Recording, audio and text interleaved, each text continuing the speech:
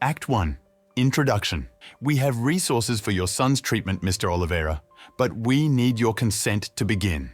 It was the last phrase that Felipe Oliveira heard before grabbing his coat, walking out the hospital door and never coming back. Until, 13 years later, his son's face appears in a commercial for a major sports brand. The autumn sun illuminated the skyscrapers of New York when Felipe Oliveira entered his office on the 60th floor of one of Manhattan's most imposing buildings. At 52, he carried the weight of ambition on his broad shoulders and the emptiness of regret in his deep brown eyes. His steps echoed on the marble floor as employees bowed slightly as he passed, an automatic gesture of respect for the man who had built a real estate empire from nothing. "Good morning, Mr. Oliveira. Your schedule is relatively calm today," announced Caroline, his assistant for more than a decade, without raising her eyes from her tablet. "Meeting with investors at 10, lunch with the mayor at noon, and video conference with Tokyo at 4 in the afternoon." Felipe nodded without saying a word. His most striking characteristic was precisely this: the ability to communicate authority through silence. Older employees said he only spoke when he had something relevant to say, but the truth was more complex. Felipe measured each word as if they were gold coins, saving them for when they really mattered. This economy of words was born from a poor childhood in Brazil, where he had learned that talking too much could be a sign of weakness. As he sat in his Italian leather chair, his eyes found the small framed photograph on his desk. It was the only concession to sentimentality in the entire minimalist office. In it, a young woman smiled at the camera, with dark hair dancing in the wind of a beach that Felipe could no longer name. Ana, his first and only true love. "Your coffee, sir," said a young intern, placing the porcelain cup on the desk with trembling hands. "Thank you, Mark," Felipe replied, surprising the young man by remembering his name. It was one of the little tricks he had learned over the years. Memorizing names created an illusion of closeness without requiring real intimacy.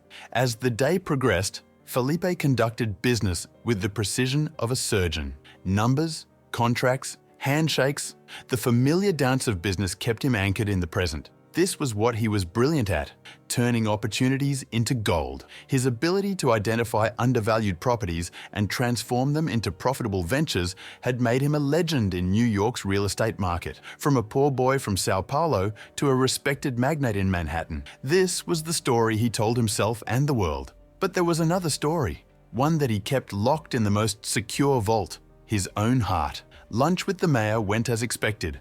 Calculated smiles, veiled promises, the kind of political dance that ensured his projects received priority approval. Felipe was used to navigating these waters with ease, offering generous contributions to the right campaigns and jobs for the right people. It wasn't corruption, at least not in the eyes of the law.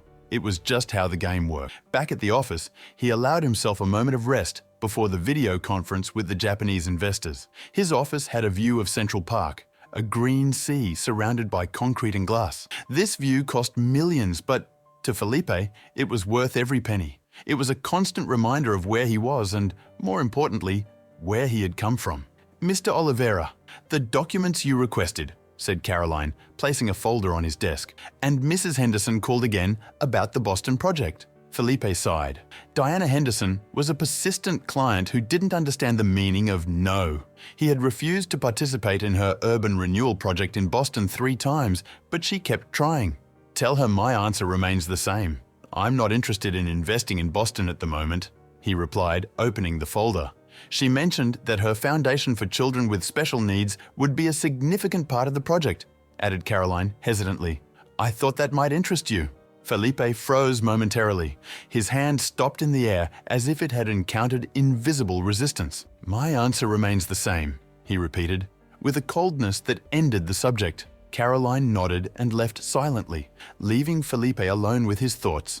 He rarely allowed the past to infiltrate his carefully constructed present, but the words "special needs" had a special power to break through his defenses. The video conference with Tokyo was productive. The Japanese investors were impressed with the projected numbers for the new skyscraper complex that Felipe was planning to build in Brooklyn. That would be his biggest project to date, a set of residential and commercial buildings that would redefine the city's skyline. The kind of legacy men like him dreamed of leaving.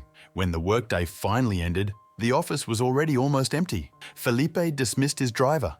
Sometimes he preferred to walk to his apartment in the Upper East Side, especially on nights like that, when the past seemed determined to haunt him. The 25-minute walk was one of the few moments when he allowed himself to exist without the weight of his responsibilities. In the anonymity of the New York crowd, he was just another middle-aged man returning home after a long day. His apartment occupied the entire floor of a pre-war building, decorated with carefully selected contemporary art pieces by a renowned interior designer. It was elegant, sophisticated, and completely impersonal, exactly as he preferred. Felipe opened a bottle of Brazilian red wine, a small concession to his roots. As the dark liquid filled the crystal glass, he turned on the huge television that dominated one of the living room walls. He wasn't really interested in watching anything specific, but the background noise helped fill the silence of the apartment. That's when it happened. Between one program and another, a commercial filled the screen. A major American sports brand was launching a new line of products adapted for athletes with disabilities. The camera followed a young man in a sports wheelchair traversing an athletic track with fierce determination stamped on his face. Defined muscles propelled the wheels with precision and power. Felipe automatically brought the glass to his lips, but it stopped halfway. His eyes fixed on the screen as if they had been glued there. There was something about that face, something in the eyes, in the bone structure, in the way the chin projected. The glass slipped from his fingers and shattered on the wooden floor, spreading wine like small pools of blood at his feet. Felipe didn't notice. All his attention was focused on the young athlete who now smiled at the camera, while a voiceover pronounced his name, Miguel Oliveira, Paralympic medalist and our newest inspiration. Felipe's world stopped spinning. 13 years had passed, but there was no doubt. That young athlete, radiant with strength and determination, was his son. The same one he had abandoned in a Boston hospital when the doctor pronounced the words that changed everything. Your son will never walk normally. Felipe sank into the couch, feeling the weight of 13 years of absence crashing down on his shoulders. The commercial had ended, but Miguel's image remained etched in his retina like a silent accusation. That night, for the first time in more than a decade, Felipe Oliveira allowed himself to cry. Act 2.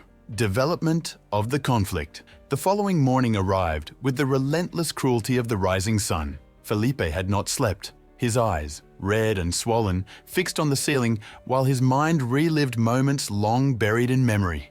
Anna, so young, so full of life. They had met at university in Boston, where Felipe studied administration on a scholarship for international students, and she, the daughter of Brazilian immigrants, studied journalism.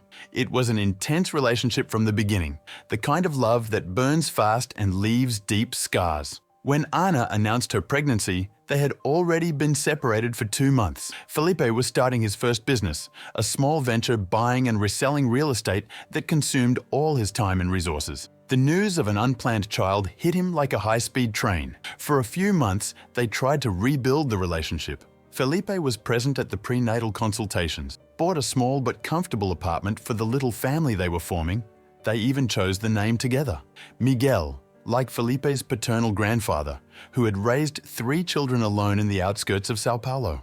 Then came the diagnosis during the 6th month of pregnancy. Something was wrong with the development of the baby's lower limbs. The doctors used technical terms that Felipe couldn't process. Something about incomplete development of the spinal cord, compromised mobility, possible paralysis. Anna wanted to continue the pregnancy. Felipe agreed, but something inside him had already begun to withdraw, like a wounded animal seeking a safe place to lick its wounds. Miguel was born on a spring afternoon, smaller than normal, with a pair of legs that doctors already knew would never support his weight. Felipe was present during the birth, held his son in his arms, silently promised to be the father that his own father never managed to be. 3 months later, he began missing medical appointments. 6 months later, his visits to the apartment he had bought for Anna and the baby became rare.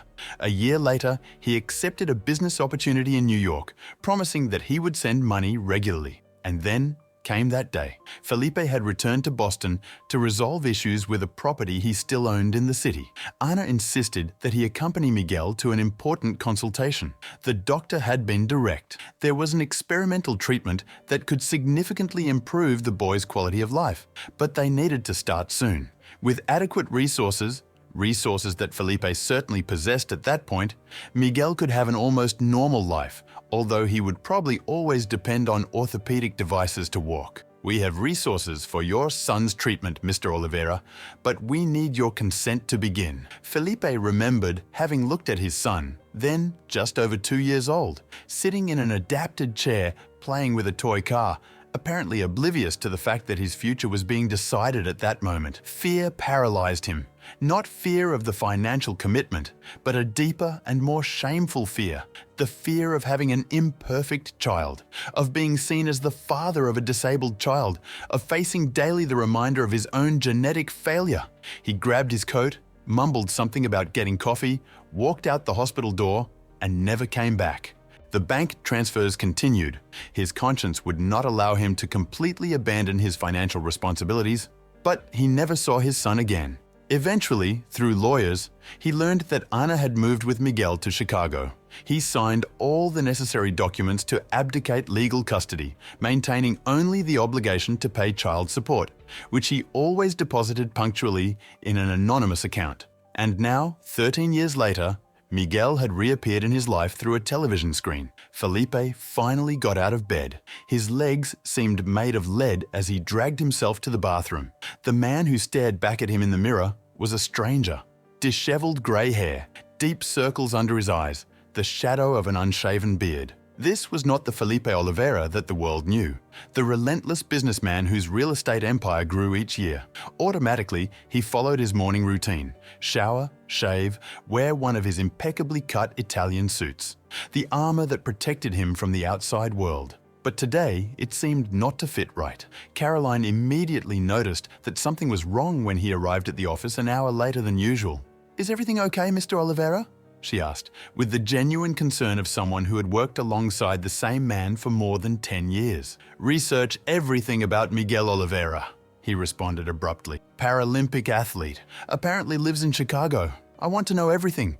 Where he trains, achievements, current family situation." Caroline blinked, surprised by the unusual request, but nodded without asking questions. This was one of the reasons why she had remained as his assistant for so long. She knew when not to ask. The morning dragged on with torturous slowness. Felipe tried to concentrate on the financial reports on his desk, but the words and numbers danced before his eyes without making sense. His mind was in Chicago, trying to imagine what Miguel's life had been like all these years. "Mr. Oliveira," Caroline interrupted his thoughts, entering his office with a tablet in her hands. "I have the information you requested." Felipe indicated that she should sit, something rare during their professional meetings. "Miguel Oliveira, 19 years old, Paralympic athlete specializing in wheelchair racing and javelin throwing," Caroline began. Professional as always. Born in Boston, grew up in Chicago, was a bronze medalist in the last Paralympic Games and has several medals in national competitions. Felipe nodded, feeling an inexplicable mix of pride and shame.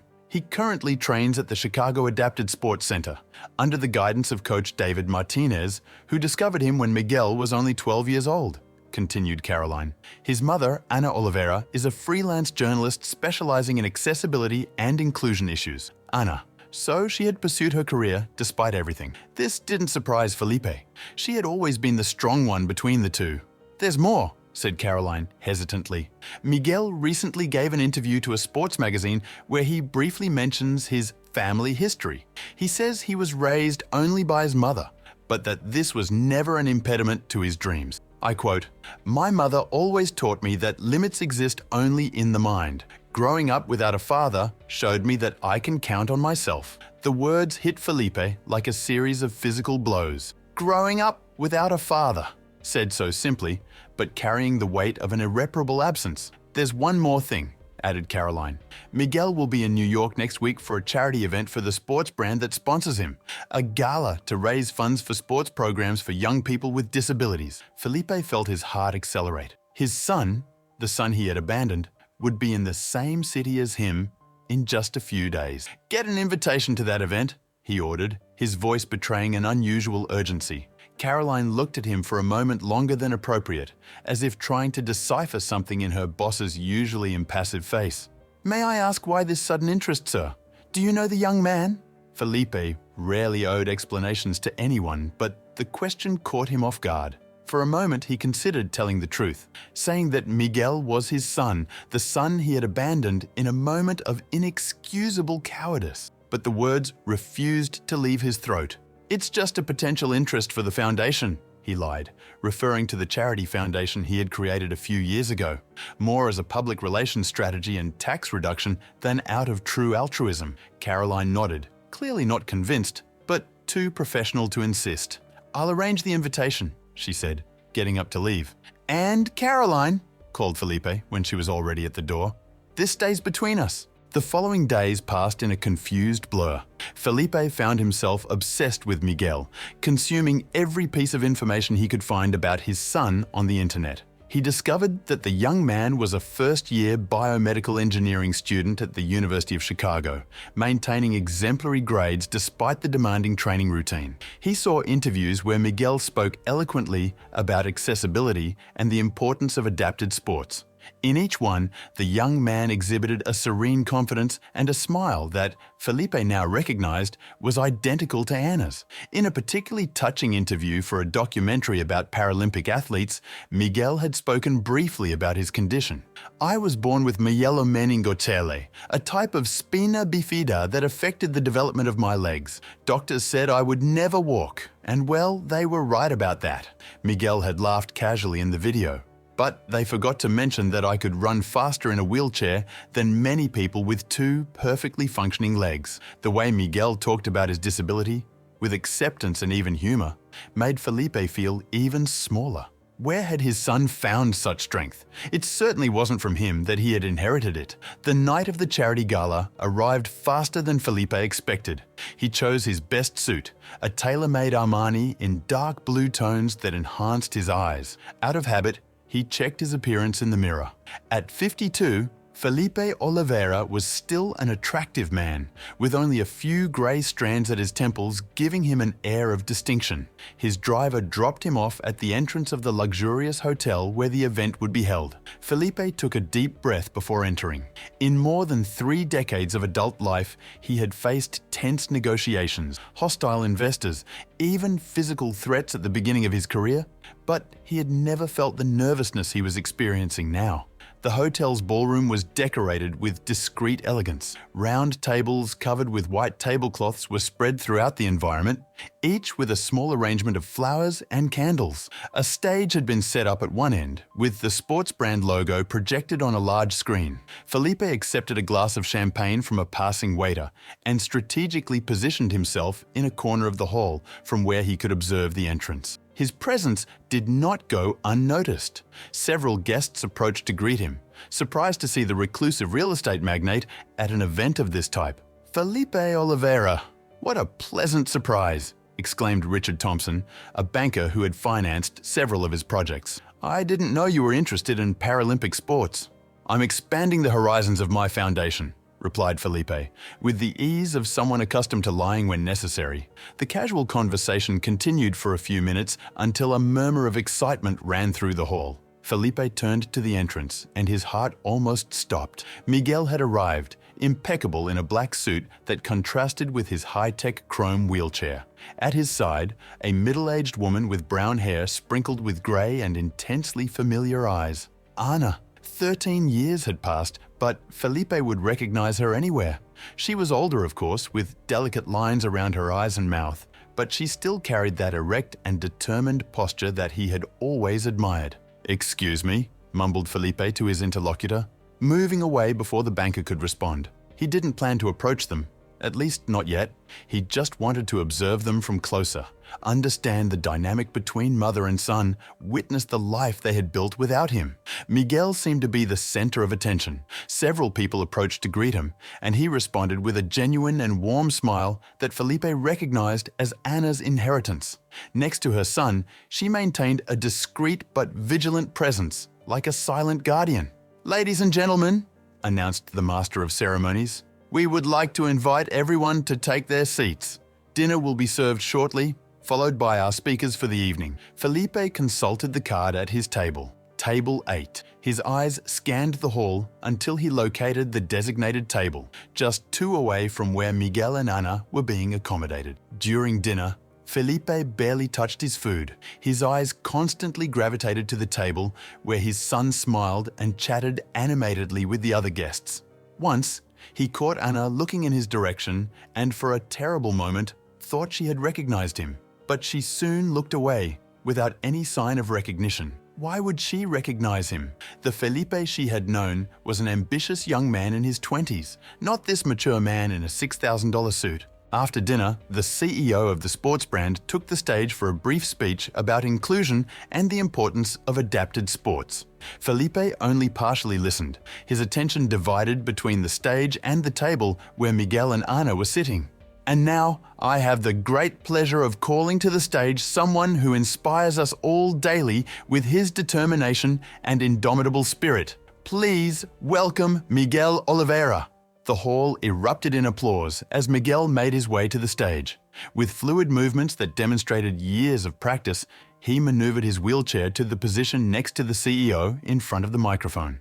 "Good evening, everyone," began Miguel, with a confident voice that carried only a slight accent. "It's an honor to be here today, representing not just a brand, but a movement of inclusion that is transforming lives." Felipe felt a lump in his throat.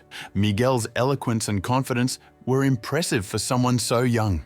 "I'm often asked what was the biggest challenge I faced as a Paralympic athlete," continued Miguel. "People expect me to talk about the physical difficulties, the architectural barriers, or even prejudice. But the truth is that my biggest challenge has always been simpler and more complex at the same time: making people see beyond the wheelchair." The hall was in absolute silence, each person present captivated by the young man's words. "I grew up hearing that I was born incomplete," Miguel made air quotes with his fingers.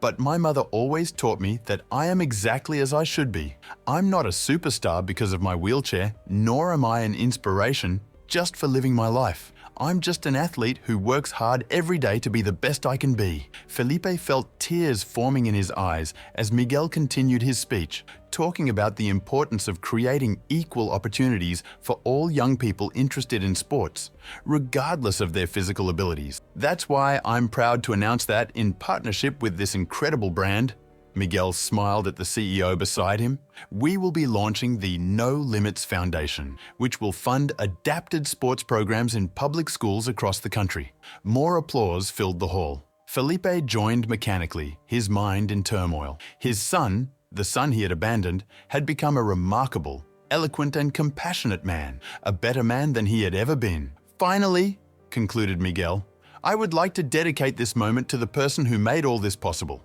my mother, Ana Oliveira.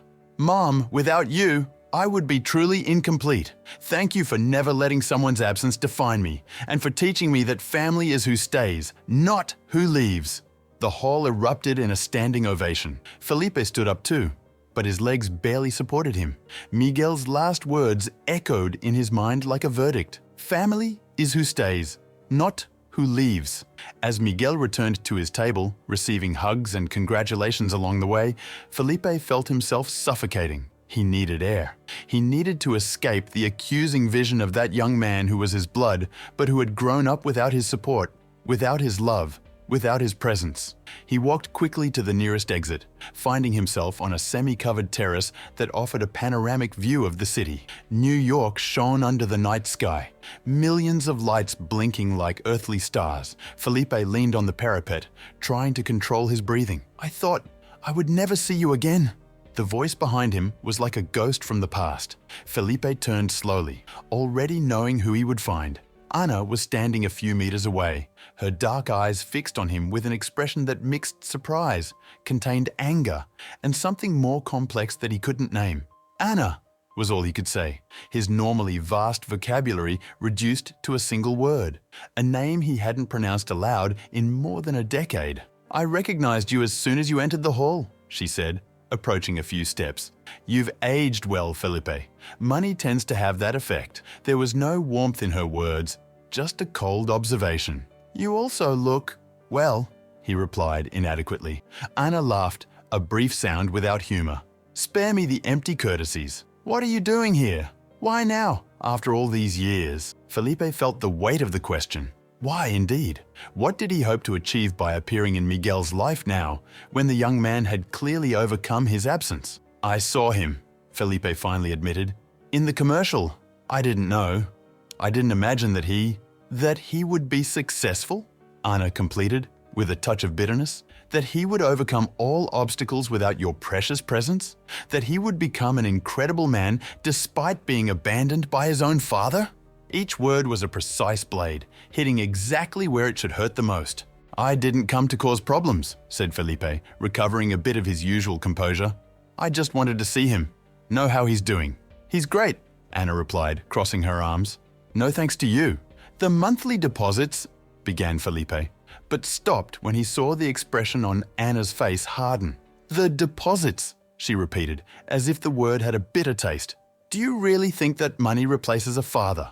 That fulfilling the minimum legal obligation absolves you of having turned your back on your own child because he didn't meet your standards of perfection? Felipe had no answer for that. There was no possible defense for what he had done. Do you know what I did with your money, Felipe? Continued Anna, approaching another step. Every penny went into a savings account in Miguel's name. I worked 2, sometimes 3 jobs to support him alone. Your money is intact, earning interest, for his college, for his future, because I would never ever use a penny from you for our sustenance. Her pride, always her most striking characteristic, remained intact even after all these years. You have every right to hate me, Anna, said Felipe, with genuine sincerity. I just want you to know that not a day goes by that I don't regret what I did. Regret, she repeated, testing the word. It's convenient to regret now that he's a famous athlete. Where was your regret when he was 5 years old and asked me why he didn't have a father like other children? Or when he was 10 years old and had to go through 3 surgeries in 1 year? Or when he won his first school competition and looked at the bleachers, searching for a face that would never be there? Felipe felt each question like a physical blow. Years of absence condensed into crucial moments that he had missed by his own choice. I know I don't deserve forgiveness, he finally said. I didn't come seeking that. What did you come seeking then, Felipe? Asked Anna, suddenly sounding tired. What do you hope to achieve by reappearing after so long? It was a question for which he himself had no clear answer. What did he hope for? Redemption? Reconnection? A late relationship with the son he had abandoned? I don't know, he admitted, with an honesty unusual for him. Maybe just to know him, if he allows it. Anna studied him for a long moment, as if trying to read his true intentions. That doesn't depend on me, she finally said. Miguel is an adult now. The decision is his. A heavy silence settled between them, laden with the weight of years not lived, words not said, moments forever lost. Does he know? Felipe finally asked. About me? He knows that his father chose not to be part of his life when he discovered his condition, Anna replied, without softening the truth. He knows that you sent money regularly, but never a birthday card, never a call, never a visit. Felipe nodded, accepting the harshness of the words because he knew he deserved them. Mom, is everything okay? The voice came from the terrace entrance. Miguel had maneuvered his chair there, his face showing concern as he looked at Anna. His eyes then moved to Felipe, with curiosity but without recognition. Yes, dear, Anna replied, turning to her son with a smile that didn't quite reach her eyes. Everything's fine, just talking with an old acquaintance. Miguel approached, extending his hand to Felipe with the confidence of someone accustomed to making new connections. Miguel Oliveira, he introduced himself. Pleasure to meet you. Felipe looked at the extended hand, feeling a sudden vertigo. This was his son, his blood, offering a formal greeting as to a stranger, which was exactly what he had become by his own choice. With a slightly trembling hand, he accepted the greeting. Felipe Oliveira, he replied, carefully observing Miguel's face for any sign of recognition at the shared surname. There was a brief flash in the young man's eyes, an almost imperceptible hesitation, but his smile didn't waver. Oliveira, like me, commented Miguel, briefly looking at his mother. It's a common surname in Brazil, isn't it? Quite common, agreed Felipe, feeling a lump in his throat. Anna observed the interaction with an inscrutable expression, her eyes moving between father and son, one aware of the connection, the other apparently not. "Your speech was very impressive," said Felipe, trying to sound casual while his heart beat painfully against his ribs. "Congratulations on the work you're doing." "Thank you," replied Miguel with a genuine smile. "It's a project that means a lot to me." "Miguel," Ana softly interrupted, "we need to go back. You still have many people to talk to tonight." Miguel nodded, but his eyes remained on Felipe for a moment longer than necessary, as if trying to decipher something familiar in the stranger's face before him. "It was a pleasure meeting you, Mr. Oliveira," he said, turning his wheelchair. "The pleasure was mine," Felipe automatically replied, the words sounding empty even to his own ears. As Miguel moved away, Ana hesitated. "He doesn't know," she said in a low voice, answering Felipe's unformulated question. "Not your specific name, at least. Only that his father was Brazilian and chose not to be part of our lives." Before Felipe could respond, she continued, "We're at the Plaza Hotel, Suite 1442, tomorrow at 10 in the morning. If you really want to meet him, if you have the courage to face what you did, we'll be there. The choice is yours, as it always has been." With those words, she turned and followed her son back to the hall, leaving Felipe alone on the terrace with the weight of a decision that, for the first time in his life, seemed too big to carry alone. Act 3. Crisis and Confrontation. Felipe couldn't sleep that night. In his luxurious apartment, which suddenly seemed strangely empty and impersonal, he walked from side to side, reliving every moment of the meeting with Ana and Miguel. Miguel hadn't recognized him, or at least hadn't shown recognition. How could he? He was just a baby when Felipe left. There were no shared memories, no family photos, no bedtime stories about the absent father. Absence had become his only contribution to his son's life. At 5 in the morning, Felipe gave up on sleeping and prepared a cup of strong coffee. He sat in his living room, watching the sky gradually change from deep black to the grayish blue that precedes dawn in New York. A decision needed to be made. At 10 o'clock, he would have the chance to reveal himself to his son, to initiate a late relationship, to seek some kind of redemption for his unforgivable failure. But would it be fair? Miguel had grown up without him, had become an exceptionally successful and balanced young man. What right did Felipe have to enter his life now, potentially destabilizing everything that Ana had carefully built over the years? On the other hand, wouldn't that just be another escape? Another way to avoid responsibility, disguised as altruistic concern? At 7 o'clock, Felipe showered and dressed carefully, opting for more casual clothes than his usual business suit. Dark jeans, light blue shirt, grey blazer. He spent several minutes in front of the mirror analysing his appearance. He wanted to look accessible, not intimidating. At 8 o'clock, he called Caroline. "Cancel all my appointments today," he instructed, without offering explanations. There was a brief pause on the other end of the line, something rare in the always efficient interactions with his assistant. "Are you sure, Mr. Oliveira?" she finally asked. "The meeting with the Japanese investors is scheduled for 11. They came especially from Tokyo to discuss the Brooklyn project." "I'm sure," he replied, with a firmness that left no room for questioning. "Robert can conduct the meeting. He knows the project details as well as I do." Another pause, longer this time. "Is everything all right, sir?" asked Caroline, momentarily abandoning professionalism in favor of genuine concern. In more than 10 years, Felipe had never cancelled an important meeting without a serious reason. "Yes," he replied, surprised by the question. "Just an unavoidable personal matter." He hung up before she could ask more questions. Felipe Oliveira owed explanations to no one. This had been his mantra for decades. Today, however, he felt he owed explanations to at least 2 people. At 9 o'clock, he left his apartment. He preferred to walk to the hotel instead of calling his driver. The 35-minute walk would give him time to organize his thoughts, to mentally rehearse what he would say when he was face to face with his son. The Plaza Hotel stood majestically before him, an icon of the New York landscape. Felipe entered the elegant lobby, heading directly to the elevators. He knew the hotel well. He had hosted important clients there countless times over the years. On the 14th floor, he hesitated. The silent and elegant corridor stretched before him, with identical doors hiding different stories behind each one. Behind the door of suite 1442 was the story he had abandoned, the life he had chosen not to live. It was 9:45.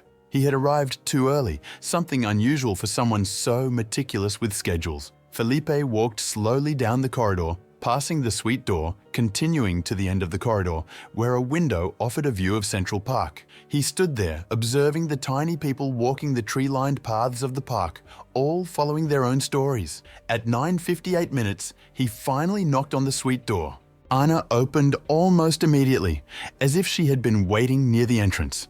She wore jeans and a simple blouse, her hair tied in an unpretentious bun.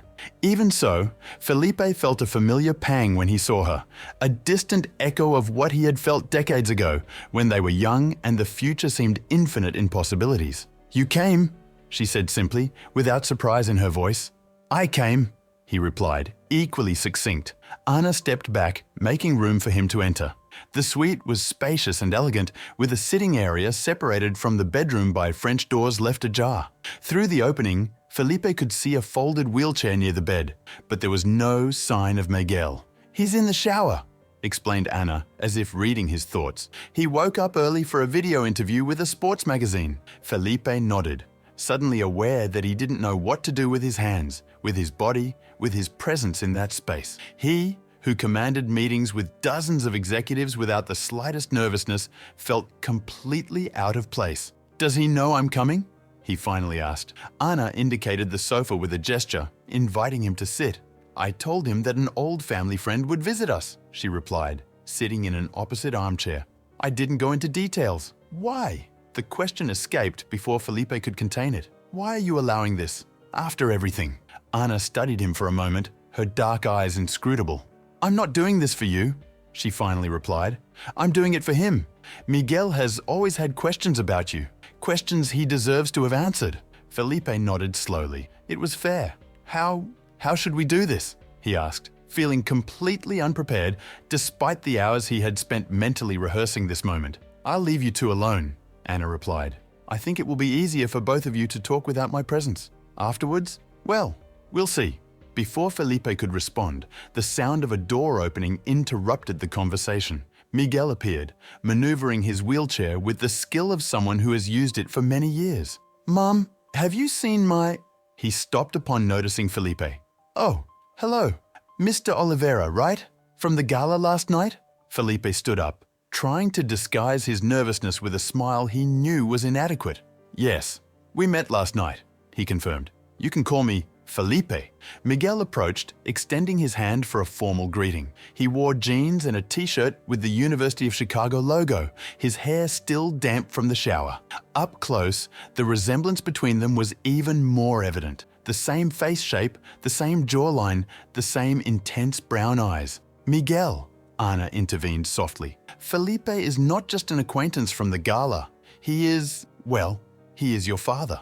The silence that followed was absolute. Miguel remained completely still, his hand still extended in the air, his eyes fixed on Felipe with an expression that quickly transitioned from surprise to confusion, and then to something more difficult to define. Slowly, he lowered his hand, looking from his mother to Felipe repeatedly, as if trying to verify the truthfulness of the information. "My father," he finally repeated, the phrase being neither a question nor an affirmation. Just a neutral statement. Felipe felt his heart hammer against his chest. The moment he had feared and hoped for had arrived, and he had no idea what to say. "I'm going to leave you two to talk," said Anna, standing up. "I'll be at the hotel cafe if you need me." She hesitated briefly as she passed by Miguel, lightly touching his shoulder, a silent gesture of support, before leaving the suite, gently closing the door behind her. The silence that followed seemed to have physical weight. Felipe sat down again, indicating the space next to the sofa for Miguel's chair. "So," Miguel finally said, maneuvering his chair to the indicated position, but maintaining a safe distance. "You're the man who went out to buy cigarettes and never came back." There was a touch of bitter humor in his words, but his eyes remained serious, evaluative. "Without the cigarettes," Felipe replied, opting for absolute honesty. "I said I was going to get coffee." Miguel raised his eyebrows, surprised by the direct response. "Coffee," he repeated. "Must have been quite a cup to take 13 years." Felipe couldn't help but notice Miguel's composure. There were no screams, no tears, nor the emotional explosion he might have expected. Just a controlled calm that hid whatever inner turbulence the young man might be feeling. I'm not here to apologize, Felipe finally said, the words coming out with difficulty. What I did is inexcusable. At least on that we agree, replied Miguel, crossing his arms. Why are you here then? Why now? The same question Ana had asked, the same question Felipe had been asking himself since he saw his son's face on television. I saw you, he answered simply, in the sports brand commercial. It was like taking a punch to the stomach. I recognized you immediately, even after so many years. Miguel nodded slowly. So you discovered that your disabled son isn't as useless as you thought? That I managed to make something of my life even without functional legs? The harshness in the words hit Felipe like a slap, especially because he recognized the truth in them. Wasn't that exactly what he had felt when he saw Miguel in the commercial? A mixture of surprise and shame for having so underestimated his son's potential? You deserve your anger, he said after a moment. You deserved much more, actually. Miguel studied him for a long moment. You know what's strange? He finally said. I spent years imagining this moment. What I would say if I ever met my father. I had entire speeches prepared, questions I wanted to ask, things I wanted to throw in your face. He paused, his eyes never leaving Felipe's face. But now that you're here, sitting in front of me, I feel almost nothing. Neither anger, nor sadness, nor relief. Just curiosity. How can someone abandon their own child and live with themselves afterwards? The question hung between them, raw in its simplicity, devastating in its implications. I didn't live well with myself, Felipe replied, feeling that he owed at least this honesty to his son. I built a life, yes, a career, a financial empire, but there wasn't a single day when I didn't think about what I had done, what I had abandoned. Yet it wasn't enough to make you come back, observed Miguel without mercy. No, agreed Felipe. Nothing is enough to justify what I did. Miguel uncrossed his arms, leaning slightly forward in his chair. Why? What was so terrible about having a child who couldn't walk? Was my existence so repulsive to you? The question hit the core of the issue, the wound that Felipe had never allowed to completely heal. It wasn't you, he finally answered, the words coming out with difficulty. It was my fear, my cowardice. I saw a future I hadn't planned for which I didn't feel prepared, and I ran. The word hung between them, inadequate in its simplicity to describe a father's abandonment. I was young, continued Felipe, without trying to justify himself, only to explain. 20-something years old, obsessed with success, with proving my worth to the world. When the doctors said you would never walk normally, I panicked, not because of the money it would cost. That was never the problem, but because I couldn't imagine what my life would be like having to take care of. He stopped, realizing too late where his words were going. Of a cripple? Completed Miguel, with brutal frankness. Of a defective child who would ruin your perfect plans? Felipe faced his son, seeing in him a strength he had never possessed. Yes, he admitted, the word almost inaudible. And I regret that every day of my life. Miguel nodded slowly, as if he had just confirmed something he already suspected. You know what's ironic, he said after a moment. You ran away to avoid having to deal with a disabled son, but you ended up losing a son, period. I'm not just the crippled son. I'm a complete person with dreams, talents, flaws, loves, and disappointments like anyone else. I know that now, replied Felipe, feeling the weight of all he had lost. I heard your speech yesterday. I saw the interviews. You are extraordinary, Miguel, far beyond what I could ever imagine. A bitter smile touched Miguel's lips. And that's thanks to you leaving the scene, not because you were present. Felipe had no answer for that. It was the most raw and painful truth. His son had become an exceptional man, not because of him, but despite his absence. What do you want from me now? Miguel asked directly. Money. Clearly you don't need. Your face isn't strange to me, so I presume you're successful. Absolution for your sins? Because that I cannot give. I don't want anything, Felipe replied. Absolutely nothing. I came only so that you would know that I exist, if that has any meaning for you. To answer any question you might have. To be available, if one day you want something from me. Miguel looked at him for a long moment, as if assessing the sincerity of his words. I have a question, he finally said. Do you have other children? The question caught Felipe off guard. No, he replied. I never married, never had other children. Why? Insisted Miguel. Fear that they might be born like me? The brutality of the question made Felipe recoil slightly. No, he replied, after a moment of reflection. I think, deep down, I knew that I didn't deserve another chance, that I had already wasted the only thing that really mattered. A silence established itself between them, less tense than before, but still laden with unexpressed emotions. How was it? Felipe finally asked. Growing up, without me? Miguel considered the question for a moment. Normal, I suppose. You can't miss what you never had. Mom never spoke ill of you, you know? She always said you had your own reasons, that it wasn't my fault. Felipe felt a wave of gratitude for Anna, for her generosity in not poisoning their son against him, even having every reason to do so. She's an incredible woman, he said with sincerity. She always was. Yes, agreed Miguel. She's the reason I am who I am today. She never treated me as different or incapable. She always encouraged me to try, even when doctors said it was impossible. A genuine smile illuminated his face for the first time. When I was 8 years old, I said I wanted to play basketball. Instead of saying it was impossible for someone in a wheelchair, she researched and found an adapted basketball program on the other side of the city. We would wake up at 5 in the morning 3 times a week so I could attend the classes before school. Felipe listened, absorbing every word, every detail of the life he had not been a part of. It was through basketball that I discovered athletics, continued Miguel. And when I won my first state medal at 12, I looked at the bleachers and saw Mom crying with pride. That moment is worth more than any amount of money you could have given us. The words hit Felipe like a dagger. It was never just about the money. It never was. It was the presence, the support, the unconditional love that Anna had given and that he had denied. I lost so much, he murmured, more to himself than to Miguel. Yes, you did, agreed Miguel without remorse. But I didn't lose anything. I had everything I needed. There was a quiet strength in his words, a certainty of his own worth that Felipe deeply admired. What happens now? Asked Felipe, feeling completely lost, as he rarely felt in his meticulously controlled life. Miguel shrugged, a curiously young gesture that reminded Felipe that, despite all his maturity and composure, he was still just a 19-year-old young man. I don't know, he answered honestly. I don't have a script for dealing with parents who reappear after abandoning you for being disabled. I understand, said Felipe, preparing himself for the rejection he deserved.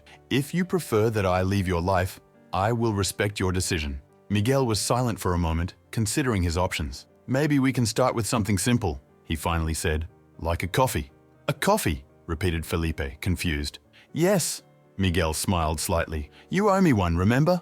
You went to get coffee 13 years ago and never came back. Felipe felt an unexpected emotion tightening his throat. There was a small opening there, not forgiveness or absolution, but perhaps the beginning of something. It would be an honor, he replied, with complete sincerity. Miguel nodded, turning his chair towards the door.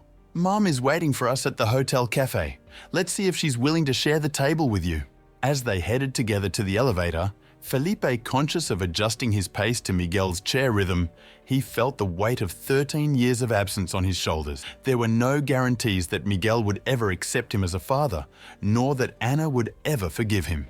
But there was a possibility, small, fragile and precious, of a new beginning. At the hotel cafe, they found Anna sitting at a table by the window, with an untouched cup of tea in front of her. Her face was thoughtful, but it brightened slightly when she saw Miguel approaching.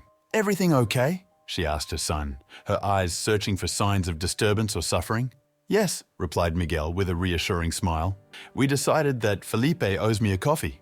Anna looked from Miguel to Felipe, assessing the situation with perceptive eyes. May I join you? Asked Felipe, uncertain of his reception. Anna hesitated for only a moment before indicating the empty chair in front of her. A coffee, she said, as if testing the idea. Seems like an appropriate beginning. As the three settled at the table, a waiter approached to take their orders. Felipe observed how Miguel interacted with the employee with ease and confidence, how Anna followed her son's movements with a discreet but evident pride, how the two formed a cohesive unit forged by years of challenges faced together. He was the intruder here, the strange element in the equation, but for the first time in 13 years, he felt a small hope that perhaps, just perhaps, he could find a place in this family he had abandoned. So, said Miguel after the waiter moved away, I think we have a lot to talk about. Felipe nodded, aware that this was just the beginning of a long and uncertain journey. "Where would you like to start?" "From the beginning," replied Miguel simply. "I want to know everything about you, about your life in Brazil before meeting my mother, about how you two met, about why you left," added Ana softly, her eyes meeting Felipe's without hostility, just an old curiosity that had never been satisfied. Felipe took a deep breath. This would be the most difficult conversation of his life, more difficult than any billion-dollar negotiation, more consequential than any business decision he had ever made. "I was born in Sao Paulo," he began, his voice finding strength as the words flowed, "in a neighborhood so poor that sometimes we didn't have electricity for days." As his story unfolded, Felipe observed Ana and Miguel's faces, looking for signs of rejection or acceptance. There were no guarantees of redemption here, no promises of a happy ending, just the opportunity to finally face the truth he had run from for so long. And for now, that was enough. Act 4. Resolution. 3 months passed since that first coffee at the Plaza Hotel. New York's autumn had given way to the beginning of winter, with the first snowfalls covering the city with a white and silent mantle. For Felipe, the world seemed different now. More vivid colors, sharper sounds, as if he had emerged from a long emotional hibernation. He walked through Central Park towards the place where he had arranged to meet Miguel, a small and cozy cafe at the eastern edge of the park. It had become a ritual in recent weeks, weekly meetings for conversations that began hesitant and awkward, but gradually acquired a more natural cadence. It wasn't a complete reconciliation. Both knew that some wounds were too deep to completely heal, but it was a beginning, a path being built step by step. As he approached the cafe, Felipe spotted Miguel already waiting at a table by the window.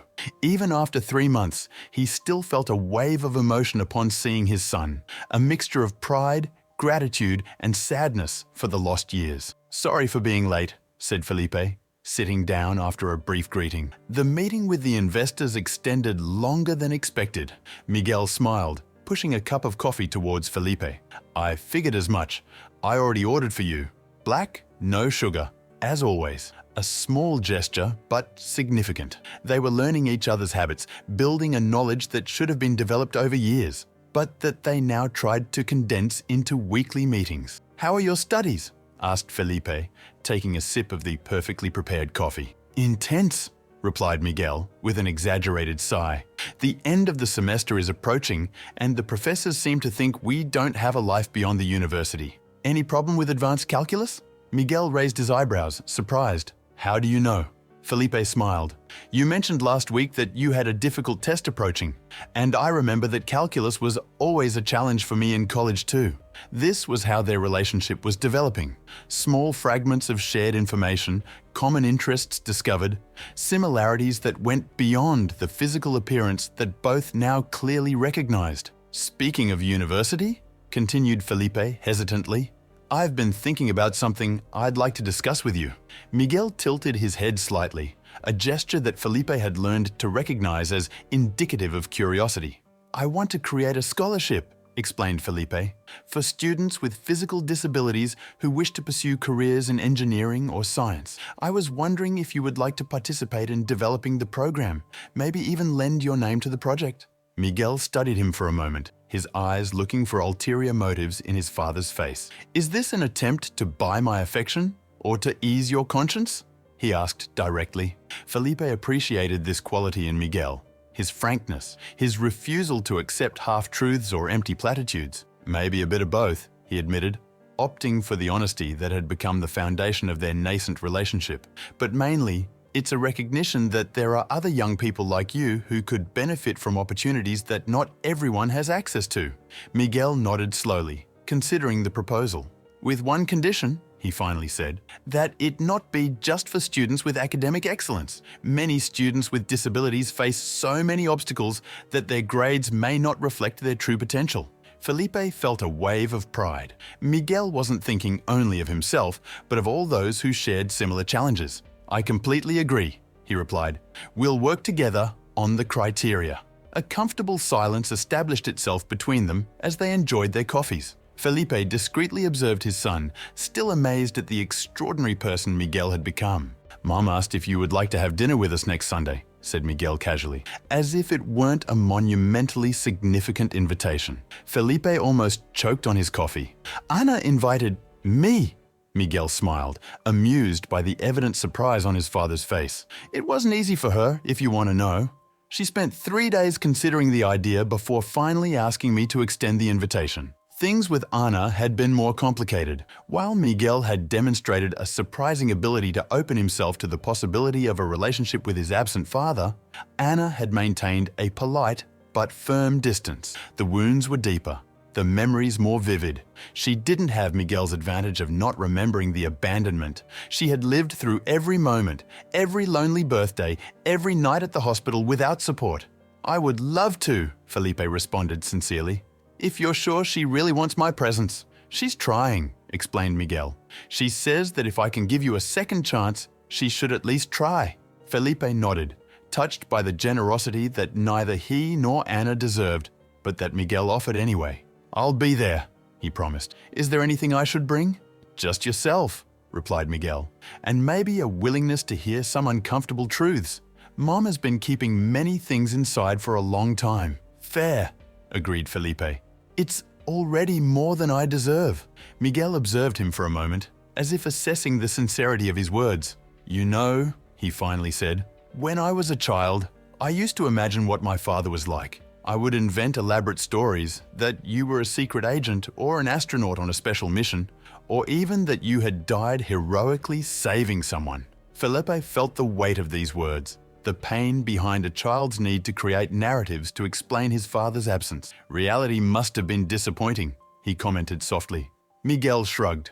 Disappointing, yes, but also strangely liberating. How so? Asked Felipe, genuinely curious. For years, you were a mythical figure in my mind, explained Miguel.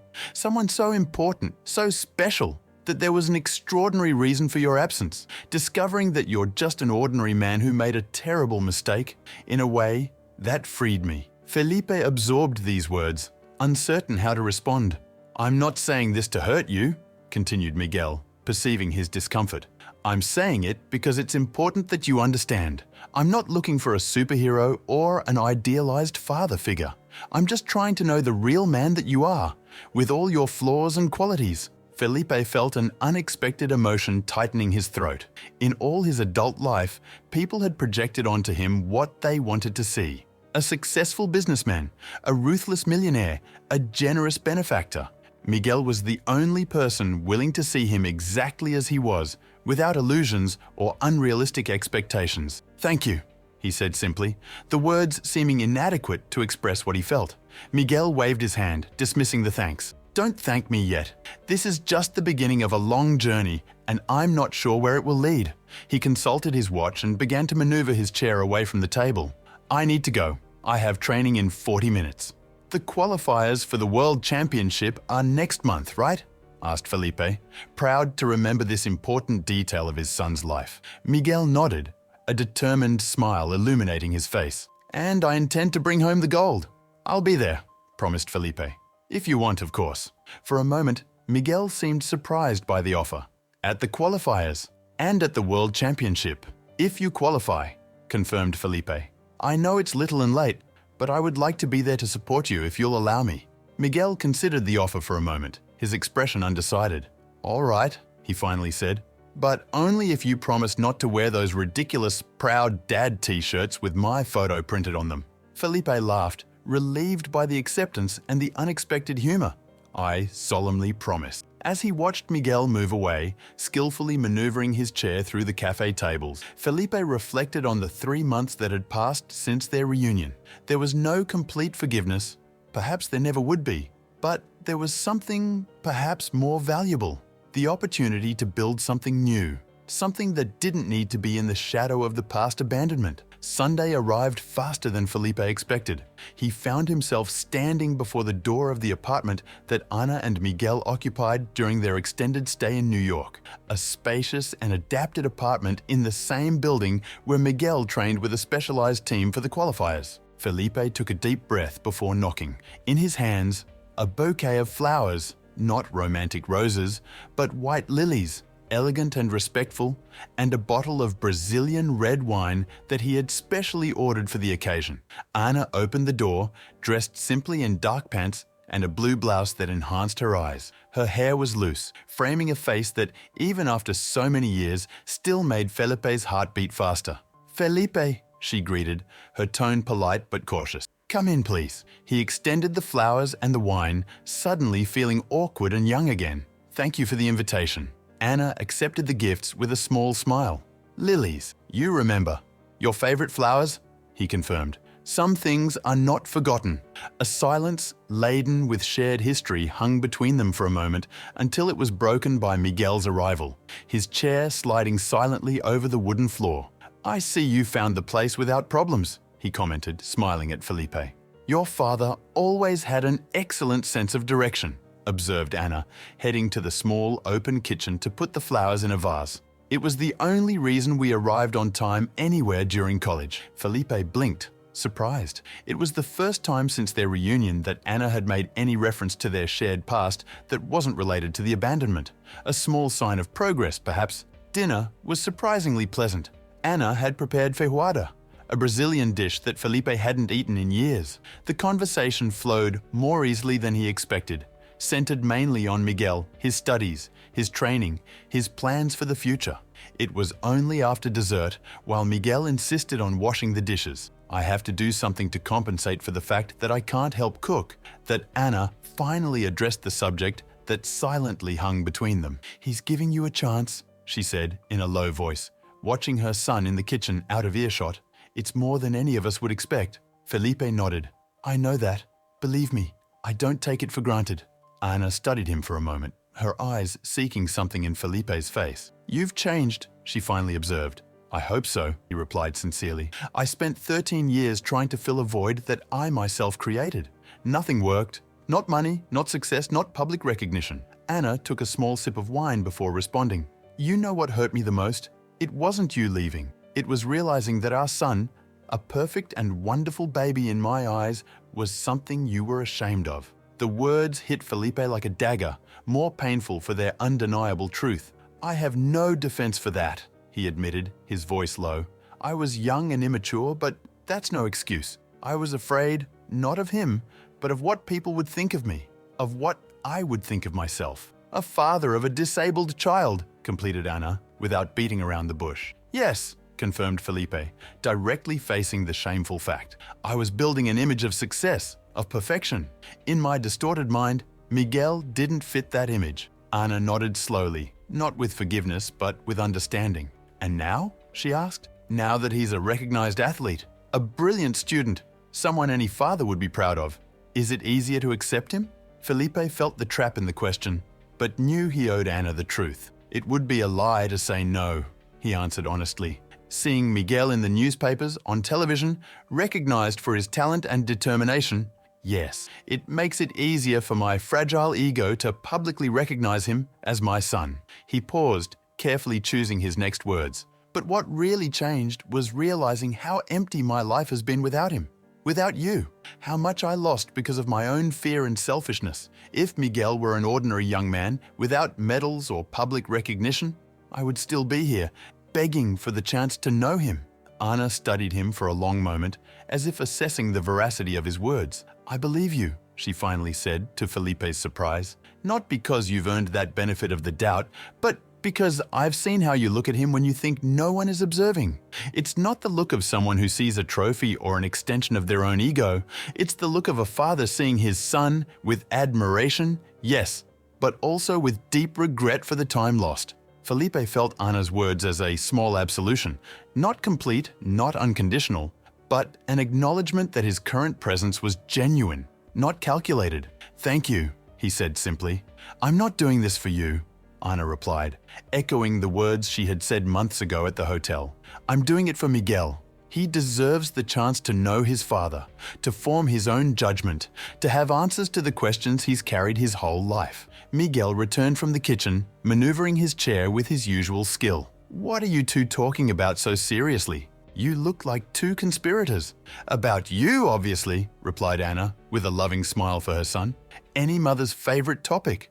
And apparently, any father's too." added Felipe, cautious in using the term aloud for the first time. Miguel raised his eyebrows, surprised, but didn't reject the term. A small step, but significant. Well, if you were talking about me, I hope you mentioned the fact that I beat my personal record in training yesterday, he said with a proud smile.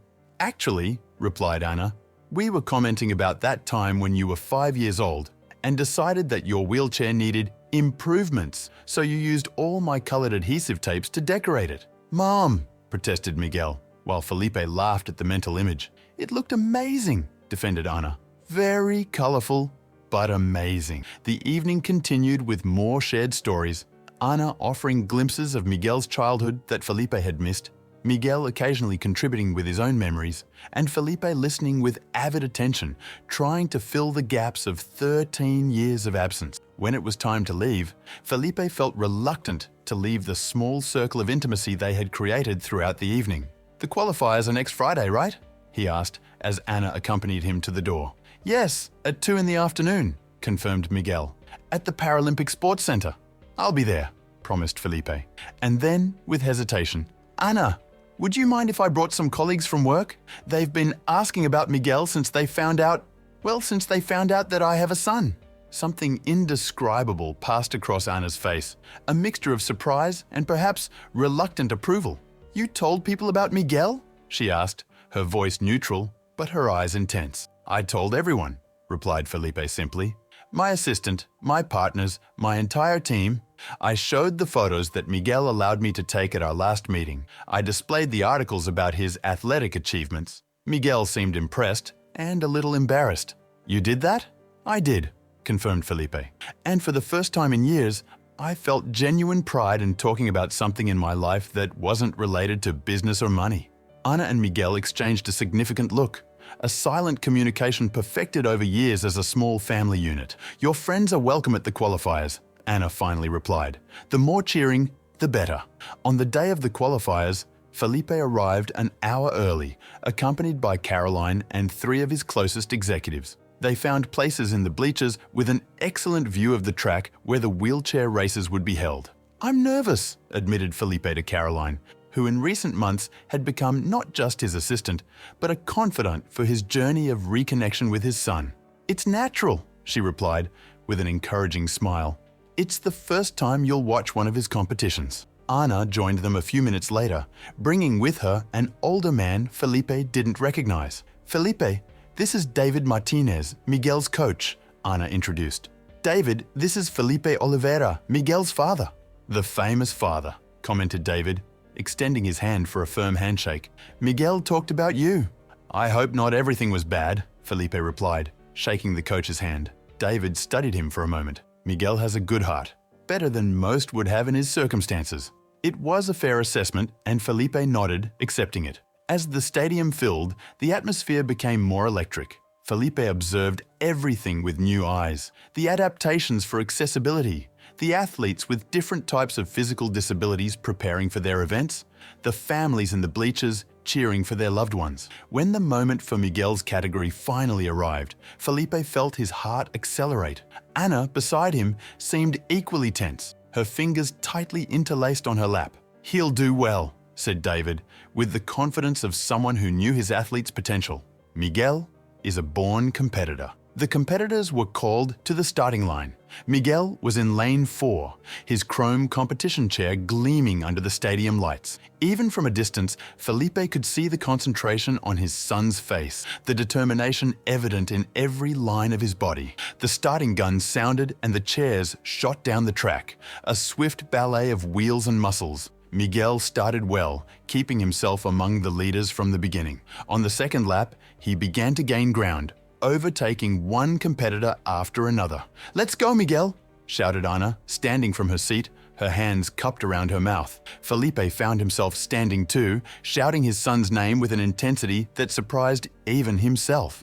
Next to him, his work colleagues joined the chorus, creating a small but noisy cheering section. In the final stretch, Miguel and another athlete were practically tied, each seeking that extra millimeter of advantage. With a last visible effort, Miguel propelled his chair beyond the finish line, winning by less than half a second. The small section of the bleachers where they were exploded in applause and shouts. Anna hugged David, tears of joy running down her face. Felipe felt his own face wet, an overwhelming emotion taking hold of him as he watched Miguel raise his arms in triumph, his face radiant with joy and exhaustion. "He did it!" exclaimed Caroline, impulsively hugging Felipe. "He's going to the World Championship." Felipe nodded, wordless to express what he was feeling. Pride. Yes, a pride so intense it almost hurt, but also a bittersweet sadness for the lost years, for the other victories he hadn't witnessed. After the award ceremony, where Miguel received his gold medal and the official confirmation of his spot in the World Championship, they could finally meet him. Anna was the first to hug him, holding him tightly while whispering words of pride in his ear. David was next, with a quick hug followed by an immediate technical analysis of what could be improved for the World Championship. Then it was Felipe's turn. For a moment, he hesitated, uncertain how to proceed. But Miguel solved the dilemma, extending his arms to his father. The hug was brief but significant, the first real physical contact between them since Miguel was a baby. Felipe felt his son solid and strong in his arms, not fragile as he had feared decades ago, but powerful and vibrant. "You were amazing," said Felipe, his voice choked with emotion. "Absolutely amazing." Miguel smiled, his face still flushed from the effort of the race. "Thank you for coming.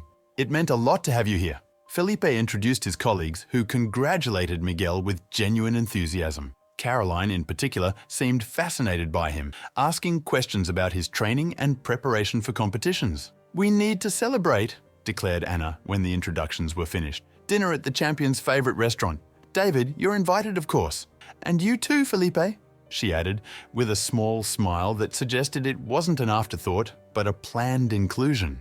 "If you don't have other commitments." "There's nowhere I'd rather be," he replied sincerely. As the group headed for the exit, Felipe observed Miguel being approached by young fans asking for autographs.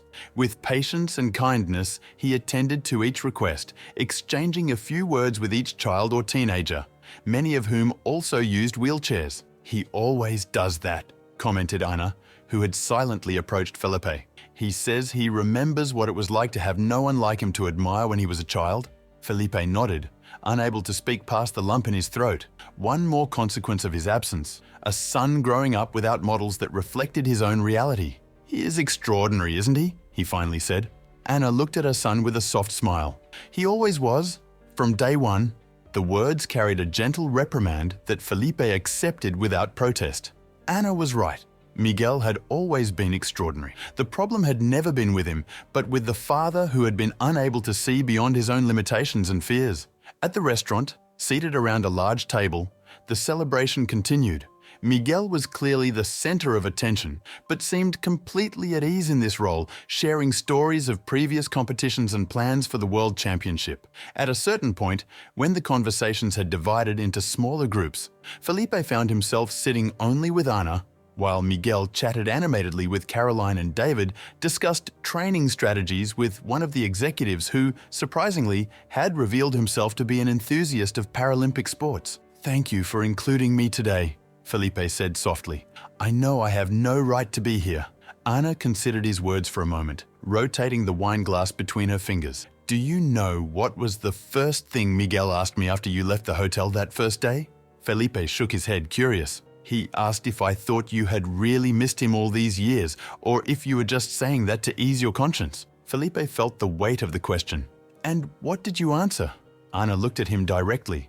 "I said it didn't matter, that what mattered was what he decided to do with your presence now." She paused, taking a small sip of wine. "But between the two of us," she continued, "I think you really did miss him. What could have been. And that, more than anything else, is what made me consider allowing your presence in his life again." Felipe nodded, touched by Anna's insight, by her ability to see beyond the mask he had worn for so many years. "He saved me, you know," said Felipe, the words coming out before he could contain them. "When I saw him in that commercial, it was as if someone had turned on the lights in a dark room where I had lived for 13 years without realizing I was in darkness."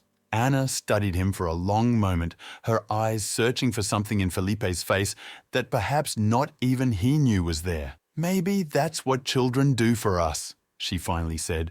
They save us from ourselves. Felipe felt the weight and truth of these words. Miguel had grown up without him, becoming an admirable man despite, or perhaps because of, his absence. And now, without wanting or planning, he was offering Felipe a chance at redemption that he didn't deserve, but desperately desired. "I'm not ready to forgive you completely," continued Ana, her voice soft but firm. "I don't know if I ever will be, but I'm willing to accept that you are part of Miguel's life now, if that's what he wants." "It's more than I deserve," Felipe replied sincerely. "Thank you." Ana shrugged, a gesture that reminded Felipe so much of Miguel that he couldn't help but smile. "Miguel taught me about forgiveness a long time ago," she said. "When he was 8 years old, a boy at school mocked his wheelchair, called him a cripple and other cruel things. Miguel was devastated, cried all night." She paused, her eyes distant with the memory. "The next day, we discovered that the boy was having problems at home, parents divorcing, alcoholic father. Do you know what Miguel did?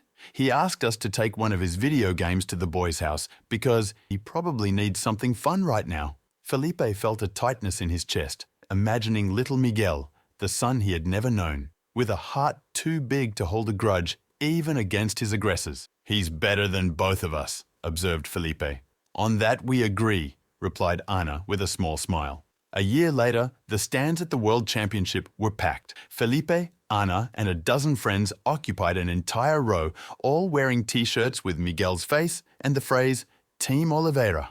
When the announcer called out, "Miguel Oliveira," representing Brazil, the stadium exploded in applause. Felipe watched his son position himself at the starting line. He was no longer a stranger trying to reconnect, but a father who had accompanied training sessions, defeats and victories over the past 12 months. The path had not been easy. There had been difficult discussions, moments of tension, and the constant weight of the past. But there they were. The starting gun sounded. Felipe instinctively held Ana's hand. She didn't pull away. On the track, Miguel advanced with fierce determination, each push on the wheels of his chair representing not just his personal story of overcoming, but also the imperfect and human journey of a family that was, finally, learning to rebuild itself. When Miguel crossed the finish line in first place, Felipe understood. Some bonds, even when broken, can be remade, not as they were before, but perhaps stronger, because now they carried the weight of truth, sincere regret, and acceptance. His son never needed him to be extraordinary, but perhaps Felipe needed Miguel to learn to be simply human. To the end,